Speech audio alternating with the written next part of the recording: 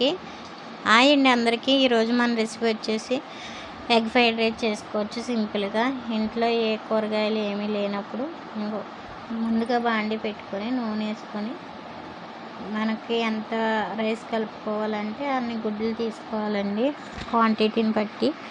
నేనైతే 2 గుడ్లు వేసాను ఇక్కడ. అవి అలా వేపుకొని బాగా వేపుకోవాలండి.